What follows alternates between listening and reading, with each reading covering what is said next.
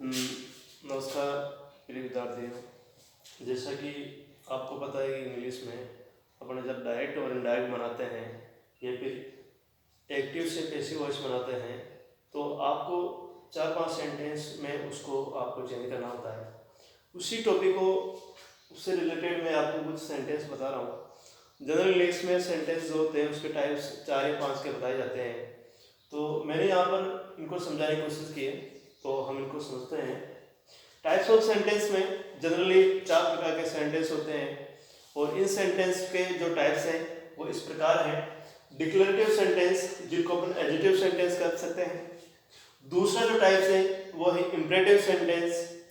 तीसरा जो टाइप्स है वो है इंट्रोगेटिव सेंटेंस और चौथा टाइप्स है एक्सक्लेमेटिव सेंटेंस। इन 4 प्रकार के सेंटेंस की अपन बात करते हैं। पहला डिक्लेरेटिव सेंटेंस में या अपन एडजेक्टिव सेंटेंस को कर सकते हैं। उसमें आता है कुछ जनरल स्टेटमेंट आते हैं, कुछ फैक्ट्स आते हैं और कुछ ये जो वाक्य होता है ये सबसे ज़्यादा कॉमन होता है, कॉमन यूजली होता है, यानी सबसे ज़्यादा प्रयोग हम इसको करते हैं क्योंकि ये एक सिंपल सेंटेंस होता है और इसी में अपन नेगेटिव सेंटेंस शामिल कर लेते हैं। जैसे इट इज ए चेयर और ही इज ए टीचर। इसमें हमें किसी चीज़ के बारे में, किसी वस्तु के बारे में या जो हमारे सामने उसके बारे में कुछ स्टेटमेंट या कुछ जनरल इंफॉर्मेशन दी जाती है। जैसे इट इज ए चेयर, कि ये एक चेयर है, कोई हमारे सामने एक चेयर पड़ी हुई है और हम उसको कह सकते हैं इट इज ए चेयर। हमें सिर्फ चेयर के बारे में जानकारी मिल रही है, साधारण सी जो जानकारी वो मिल रही है। ही इज ए टीचर, वह एक अध्यापक है, यानी उस व्यक्ति के बारे में हमें सिर्फ एक स्टेटमेंट दिया जाता है कि वो क्या है। ठीक है, तो ये डिक्लेरेटिव और एडजेक्टिव सेंटेंस में शामिल इसको करते हैं।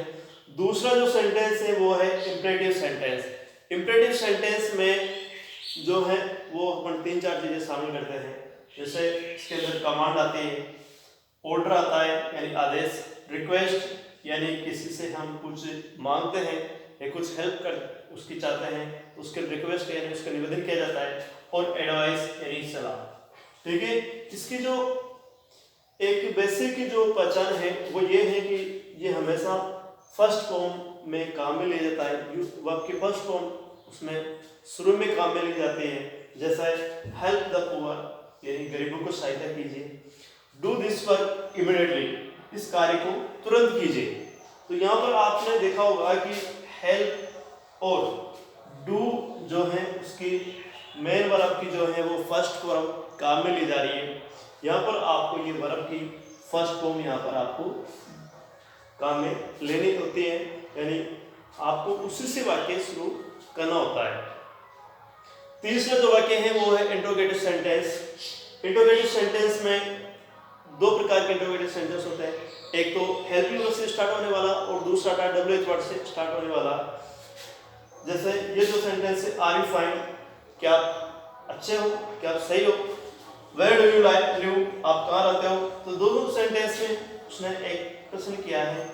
यहाँ पर जो सेंटेंस है वो है ये HV से शुरू होने वाला, पहले हेल्पिंग वर्ब से शुरू होने वाला, और दूसरा जो सेंटेंस है वो है WH वर्ड से शुरू होने वाला। तो इसके लास्ट में हमने एक पहचान बनाई है।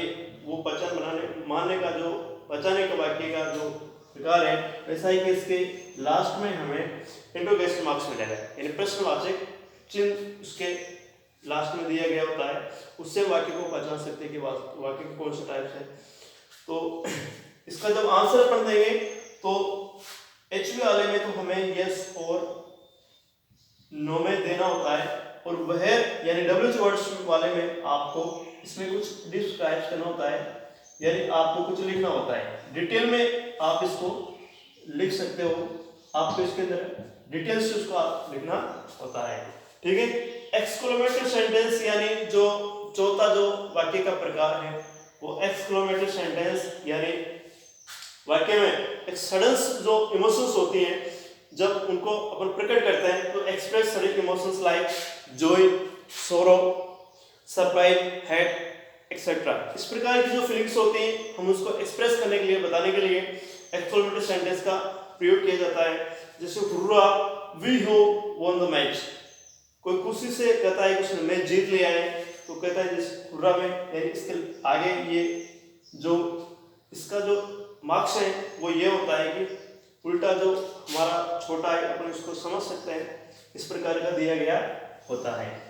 ये जो प्रकट कर रहा है। दूसरा अल्लास सीज मोर, अल्लास माने दुख का एक भाव है वो प्रकट किया जाता है, अल्लाह से यानी दुख होना, और इसके लिए इसका जो मार्क्स है वो यहाँ पर आ गया। सीज नो मोर, कि वह नहीं रहे यानी उसकी डेथ हो गई, तो उसने एक सोरो प्रकट किया है और उसी प्रकट के लिए यहाँ पर अल्लाह का प्रयोग किया गया है। तो ये थे टाइप्स ऑफ सेंटेंस जिसके अपन मेनली 4 टाइप्स हमने पढ़ी। तो आपको उस टाइप समझ में आया होगा। Thank you.